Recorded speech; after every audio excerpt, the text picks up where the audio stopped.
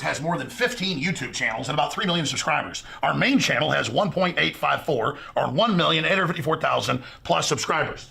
Now, they've been gaming the system for a long time to shut down nationalistic or patriotic media, saying we're right-wingers, saying we're extremists. Well, it doesn't matter who we are. We have a right to free speech, don't we? As long as we don't violate the rules. Well, now Zuckerberg has come out and said he's going to restrict conservative news like Communist China does, calling it fake news. And Google, that owns YouTube, has announced, and they've done it now 2 weeks ago, that they're going to basically make you click the bell in your notifications. We're going to show you how to do that, or you won't get all the channels that you've subscribed to, and you won't get the videos. Now, why are they doing this? It's more than just censoring. They want you to see the videos that they feed you below and beside the videos you're looking at that are corporately sponsored so they make more money. They're taking the you out of YouTube. So we're in this information war, and it's more important than ever that you promote the videos, that you like the videos, and that you send them on to others. Because the answer to the attempt to shut us down and restrict free speech that's openly now happening is for us to redouble our efforts. We're winning the culture war as true classical liberals that made this country great. We're restoring the Renaissance. So again, if you want to get our videos, so you can make your decision whether you want to see them or not. After all, that's why you subscribed. YouTube's had this since they started 12 years ago or whatever it was. And they're fundamentally changing it so you don't get it. Ladies and gentlemen, this is promoting fake news and trash news and establishment news. It's killing real independent news. But we, the people, by taking action, can break the back of this system. So please click on the bell so you get the notifications and so you get in your feed the videos and channels you've subscribed to. I'm Alex Jones for Infowars.com. Welcome to the Alex Jones Show. I'm David Knight, your host. I guess that makes me the night before Christmas. We're going to talk about Christmas. We're going to talk about Christmas also in the context of It's a Wonderful Life and the Federal Reserve. I want to play a special that I did 3 years ago on the 100th anniversary of the Federal Reserve because, you know, they created it as Christmas, as I just said in the last segment, the opening segment.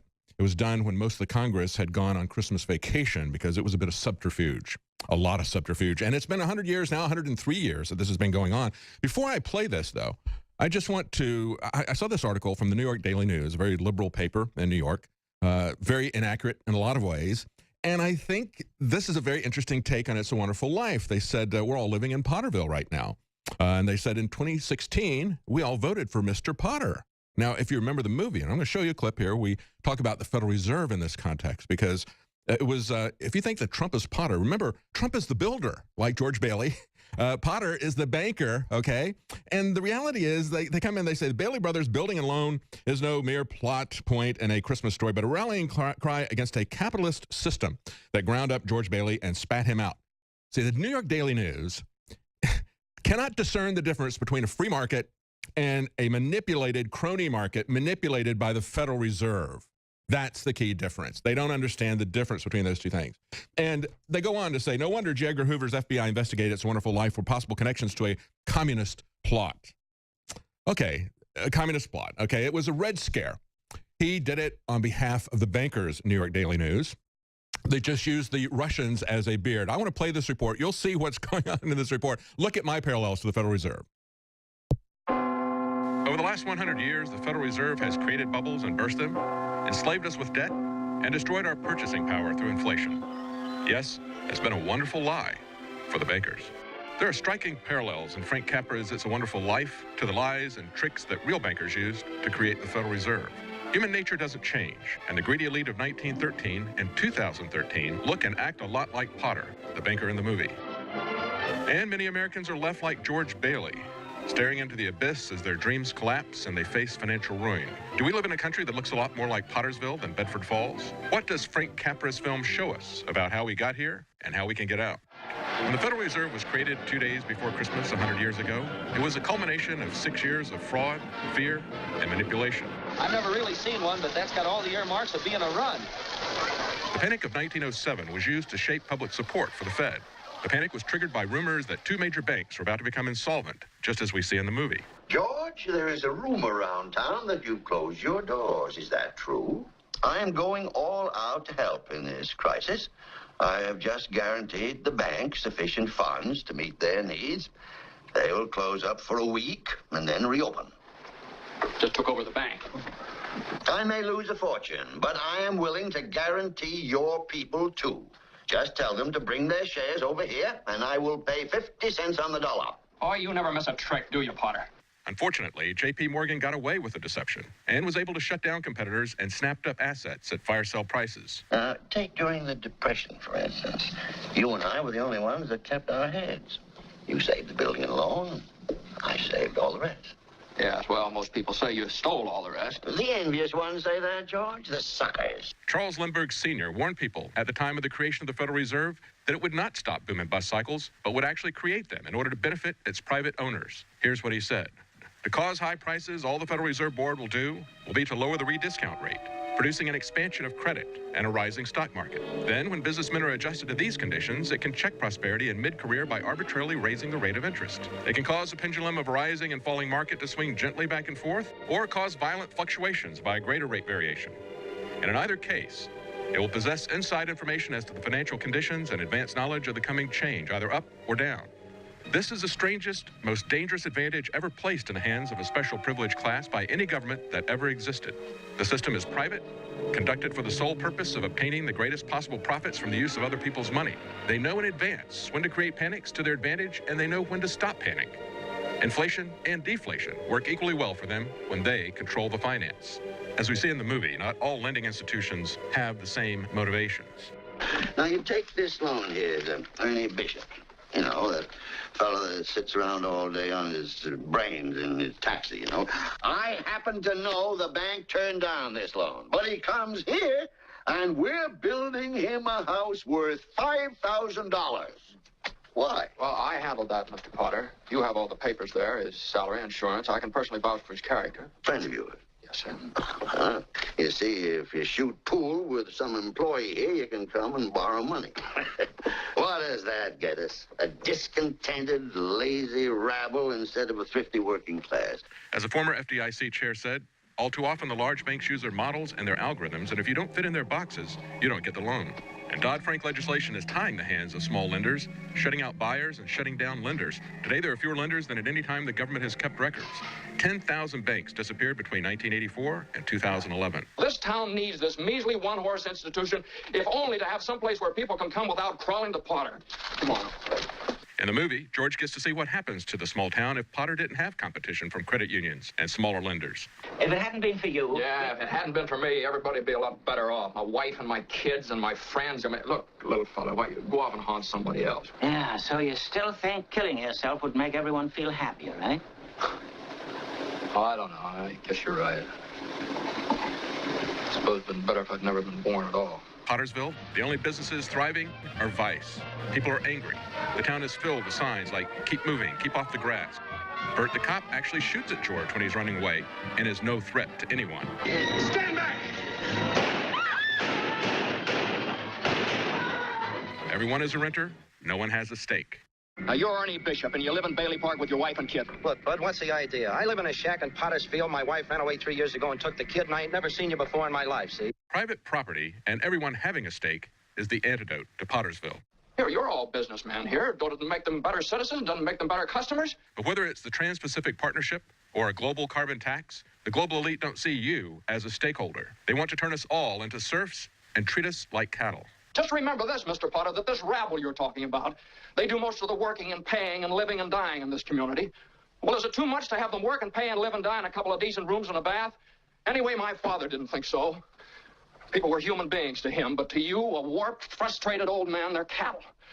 Well, in my book, he died a much richer man than you'll ever be. I'm not interested in your book. I'm talking about the building and loan. I know very well what you're talking about. You're talking about something you can't get your fingers on. Speaking of riches, do you find the salary amounts amusing when Potter tries to buy George off? Let's look at your side. Young man, 27, 28, married, making, say, 40 a week. 45. 45. George, I'll start you out at $20,000 a year. $20,000 a year? You wouldn't mind living in the nicest house in town? Buying your wife a lot of fine clothes, a couple of business trips to New York a year, maybe once in a while Europe. You wouldn't mind that, would you, Jones? Would I? Even if George had saved a lot of his $20,000 salary, would it have bought much a couple of decades later? By even the government's very conservative estimate of inflation, The dollar has lost 90% of its value since 1947, when the movie was made. The Fed's deliberate inflation is devastating to anyone trying to accumulate wealth through hard work and saving. So what is the answer to all the George Baileys out there 100 years after the government gave control of our money supply to private bankers like Potter? Well, Potter had more money than he could spend. But would any of you want to be Potter? You sit around here and you spin your little webs and you think the whole world revolves around you and your money. Well, it doesn't, Mr. Potter. In the whole vast configuration of things, I'd say you were nothing but a scurvy little spider. George Bailey finally sees how rich his own life is, as he sees the fruits of relationship, honesty, and compassion. Hey! Merry Christmas, Mr. Potter! Happy New Year to you! In jail. Go on home, they're waiting for you. And if the public can awaken to the lies of the Federal Reserve, if it could even be audited, Well, hello, Mr. Bank Examiner. it would be a huge step to breaking the chains that enslave all of us. But ultimately, it is God that changes minds and changes hearts. God hates oppression, and we can and should confidently pray that he will stop it. I owe everything to George Bailey. Help him, dear Father. Joseph, Jesus, and Mary, help my friend, Mr. Bailey. Help my son George tonight. He never thinks about himself, God. That's why he's in trouble. George is a good guy. Give him a break, God. I love him, dear Lord. Watch over him tonight. Please, God, something's the matter with Daddy. Please bring Daddy back. Dear Father in heaven, I'm not a praying man, but if you're up there and you can hear me, show me the way. All right, we'll talk about that more on the other side of the break. The Federal Reserve, the gift that keeps giving to the elite. Welcome back to the Alex Jones Show. I'm David Knight, and we're going to continue with this theme of the Federal Reserve here in this next segment. In the following segment, we're going to have Alex Jones with a report on Trump draining the swamp. And after that, I'm going to talk about the Obama transition team. You think Obama's going away? He isn't. And I'm going to tell you what his plans are after the report from Alex Jones in the next segment. Before I get back to the Federal Reserve, and before I get back to looking at the Daily News, New York Daily News' take on It's a Wonderful Life, I want to let you know about our specials, because that's the thing that keeps us going. You know, we had, as we just saw in that report, and as you remember from It's a Wonderful Life, the banker Potter tries to strangle George Bailey. Well, we had an attack like that on us this last week, a denial of service attack that would block people from getting to our store. So we appreciate your support, and if you want to support InfoWars, now is a good time to do it. We have some great Christmas sales. One of my favorite supplements there is Brain Force Plus. It is now 33% off at InfoWarsLife.com. It's been reformulated with a new supercharger ingredient, black pepper extract. It's got a higher concentration of key ingredients. The same low price as the original Brain Force, but now 33% off in addition. So that's something that's very important. I use all the time. It's one of the few things that I feel, you know, I don't get the kind of rushes like my wife does. She can take coffee and it will literally give her the jitters if she drinks a large cup of coffee. So she just takes one Brain Force and she said she can feel it. Not that it makes her jittery, but that it focuses her mind. And that's what it does with me as well. Also, at the InfoWars Live store, we've got 30% off Living Defense, 50% off Silver Bullet, Colloidal Silver. We have 25% off Winter Sun Vitamin D, 25% off DNA Force. That's a big savings because that is a premium product, very expensive to produce. Survival Shield X2 Nascent Iodine, 30% off, and BioTrue Selenium, 30% off as well. And these are selling out very quickly. They're not going to be around much longer. And we have reduced the price as an introductory sale for the Super Blue Fluoride-Free Toothpaste. This is a great toothpaste. It's got silver in it. It's got peppermint oil, iodine, and nano silver, many other things. This is formulated by Alex's dad, who is a dentist. This is something very important for gum health. So take a look at those specials at the InfoWars store. It helps to support our operation. I want to go back to It's a Wonderful Life and the take that the liberal New York Daily News took on it. They said, no wonder J. Edgar Hoover's FBI investigated It's a Wonderful Life for possible connections to a communist plot. As I pointed out, you know, this is typical tactics. It wasn't because they thought that it was a communist plot or because it was anti-capitalist, but because it attacked the system, the establishment, which is the Federal Reserve. So the Federal Reserve created at Christmas time when most of the Congress is on vacation. It's the Christmas gift to the elite that just keeps on giving. 103 years into this, it keeps on giving. I will play a clip here in just a moment that illustrates that. One last thing from the New York Daily News. They say, the film represented rather obvious attempts to discredit bankers by casting Lionel Barrymore as a Scrooge type so that he would be the most hated man in the picture, said a 1947 FBI memo. See, their intention was to protect the banks, not to protect capitalism. It's not the same thing. As you saw in that clip, just as the Federal Reserve used a banking crisis to create the Federal Reserve, we saw that same sort of thing happening in It's a Wonderful Life. Now, I want to play a clip here of a hearing a couple of years ago where you had a congressional representative trying to get to the bottom of where $9 trillion worth of loans went that were handed out to people. And he's talking to the Inspector General of the Federal Reserve. This illustrates why we must have an audit. Here's that clip. I have a copy of the Inspector General Act here in front of me, and it says, among other things, that it's your responsibility to conduct and supervise audits and investigations relating to the programs and operations of your agency. That's correct. So I'm asking you if your agency has, in fact, according to Bloomberg, extended $9 trillion in credit, which, by the way, works out to $30,000 for every single man, woman, and child in this country. I'd like to know, if you're not responsible for investigating that, who is? We have responsibility for the Federal Reserve's programs and operations audits, to conduct audits and investigations in that area. In terms of who's responsible for investigating, would you mind repeating the question one more time? What have you done nice try. to investigate the off-balance sheet transactions conducted by the Federal Reserve, which, according to Bloomberg, now total $9 trillion in the last 8 months? I'll have to look specifically at that Bloomberg article. I'm not, I don't know if I have actually seen that particular one. That's not the point. The question is, have you done any investigation or auditing of off-balance sheet transactions conducted by the Federal Reserve? There we go. And see, that illustrates, and that's Alan Grayson, that illustrates why we need an audit of the Federal Reserve. They keep dodging and ducking. Even the person who's supposed to audit them does. Stay with us. We'll be right back with Alex Jones.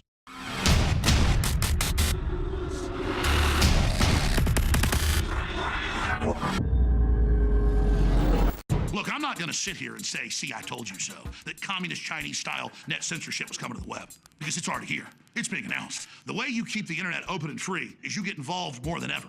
Go to Infowars.com/app. A new battleship in the fight. Infowars Live. Available right now. We're looking for a crew to man it. You going to sit down and play games and be a trendy? Or are you going to be part of history? Don't sit by and let the internet and free speech be stolen from you. Take action.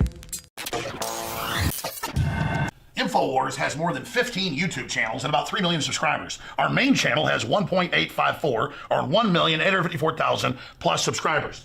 Now, they've been gaming the system for a long time to shut down nationalistic or patriotic media, saying we're right-wingers, saying we're extremists. Well, it doesn't matter who we are. We have a right to free speech, don't we? As long as we don't violate the rules. Well, now Zuckerberg has come out and said he's going to restrict conservative news like communist China does, calling it fake news. And Google, that owns YouTube, has announced, and they've done it now 2 weeks ago, that they're going to basically make you click the bell in your notifications. We're going to show you how to do that, or you won't get all the channels that you've subscribed to, and you won't get the videos. Now, why are they doing this? It's more than just censoring. They want you to see the videos that they feed you below and beside the videos you're looking at that are corporately sponsored so they make more money. They're taking the you out of YouTube. So we're in this information war, and it's more important than ever that you promote the videos, that you like the videos, and that you send them on to others. Because the answer to the attempt to shut us down and restrict free speech that's openly now happening is for us to redouble our efforts. We're winning the culture war as true classical liberals that made this country great. We're restoring the Renaissance. So again, if you want to get our videos, so you can make your decision whether you want to see them or not.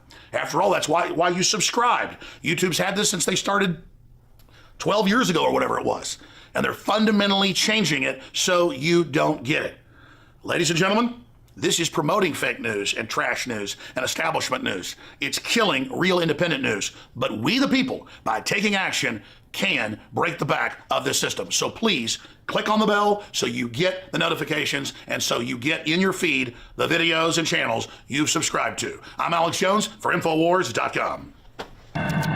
Welcome to the Alex Jones Show. I'm David Knight, your host. I guess that makes me the night before Christmas. We're going to talk about Christmas. We're going to talk about Christmas also in the context of It's a Wonderful Life and the Federal Reserve. I want to play a special that I did 3 years ago on the 100th anniversary of the Federal Reserve because, you know, they created it as Christmas, as I just said in the last segment, the opening segment. It was done when most of the Congress had gone on Christmas vacation because it was a bit of subterfuge, a lot of subterfuge. And it's been 100 years now, 103 years that this has been going on. Before I play this, though, I just want to, I saw this article from the New York Daily News, a very liberal paper in New York, very inaccurate in a lot of ways. And